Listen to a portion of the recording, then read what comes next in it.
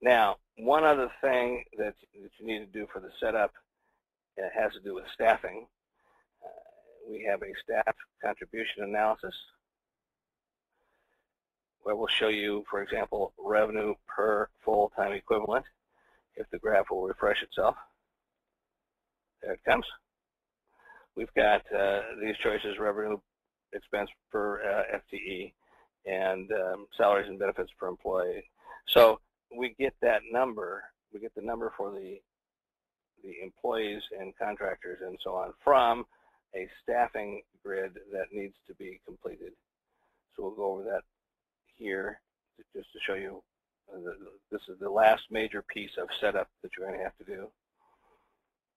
So in this this particular setup, you want to have people in here that cover the last 2 years of your company. That display is a 2-year view, historical view of revenue and expense. And just to go over what these columns mean: FTE, full-time equivalent. So a person, if I had 2 people working for me, one that came in and worked 4 hours in the morning to answer the phone, and somebody in the afternoon that worked 4 hours to answer the phones in the afternoon, I would have 2 employees, but 1 full-time equivalent. So I would have 2 entries in this grid with 50% each. So, for example, this person is an administrator type, probably comes in 2.5 days a week just to do the books, and so that's a 50% full-time equivalent person. This engineer is billable 100% of the time. Typically, your engineers will be billable 100% of the time. Or if your business involves sending people out to do work for someone, and you charge your customers for their time, they're billable 100% of the time. Probably not going to get 100% of that person, so the billable goal is going to be something less. And this is something that you're going to want to monitor just to make sure that you're keeping your people occupied. Ownership percentage, just to make sure we've got that covered. The monthly salary column is in here for information only. It's not used in any calculations today. It's a convenient place to see what you're paying your people if you want to just fill that in, but it's not necessary. And then start date, again, make sure that you cover at least the last 2 years. So if I said that this person started earlier, now we've got that covered.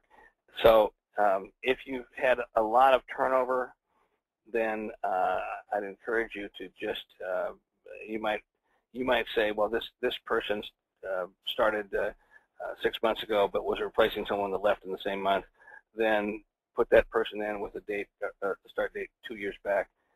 Don't go crazy trying to fill in every exact body. The whole purpose of this is the body count by period, so that you can get the right information for the staff contributions. Okay, any questions about that?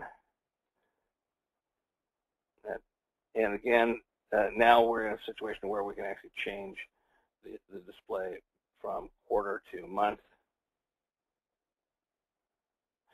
So you take a look at this, and if you see, for example, that your revenue per, notice I've got a steady number of employees, and my revenue per employee is going down a little bit, and it's been higher. Well, this is a pretty good indication that you can sustain more business with your current employees.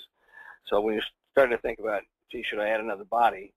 Well, maybe you should add another body, but maybe you should pay more attention to what your current employees are contributing to the company. And this would be a good way to show folks that they're capable of doing more. As long as you keep the pipeline filled for them, they ought to be able to do it.